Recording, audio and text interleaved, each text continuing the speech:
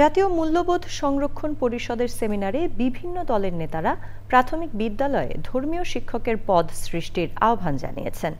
একই সাথে তারা বলেন, দলগুলো ঐক্যবদ্ধ থাকলে দেশে আর ফ্যাসিবাদের উত্থান ও উৎপাত হবে না। তাফিমুল ইসলামের রিপোর্ট। সাম্প্রতিক সময়ে কথার লড়াই চললেও একই মঞ্চে বিএনপি, জামাত, এনসিপি, ইসলামী আন্দোলন সহ ধর্মভিত্তিক কয়েকটি রাজনৈতিক দল। দেশের সকল প্রাথমিক বিদ্যালয়ে ধর্মীয় শিক্ষক নিয়োগ ও ধর্মীয় মূল্যবোধ পরিপন্থী সিদ্ধান্ত বাতিলের দাবিতে জাতীয় সেমিনারে যোগ দেন এসব দলের নেতারা।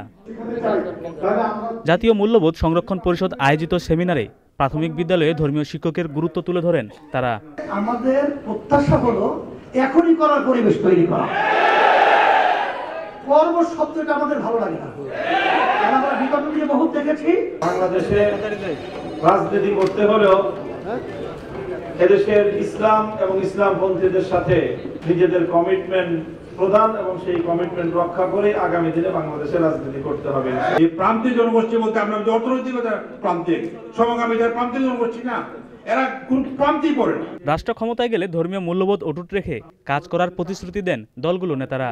একই সাথে বিভক্তি সৃষ্টি করে ফ্যাসিবাদ ফিরে আসার সুযোগ না দেওয়ার আহ্বান জানান তারা।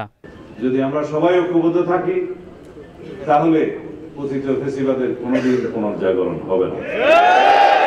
যদি আমরা ফ্যাসিবাদ বিরোধী জাতীয় ঐক্যকে সমুন্নত রাখি, ইনশাআল্লাহ বাংলাদেশের ফ্যাসিবাদের কোনোদিন উৎপত্তি এবং উৎপাত দুটোটাই হবে না। আপসহীন অকুতোভয় রাজনীতি দলীয় স্বার্থে উঠতে একটা সিরিয়াস পদক্ষেপ না নিতে পারি, আমরা জাতির কাছে, আমার সন্তানের কাছে, প্রজন্মের কাছে আমরা দায়ী থেকে যাব। ভারত আমাদের কাছে এসে শিখতে পারে। আমাদের বাংলাদেশ থেকে টেক্সট বুক এক্সাম্পল তৈরি হয়েছে সংখ্যালঘুদের নিরাপত্তা কিভাবে নিশ্চিত করতে হয়।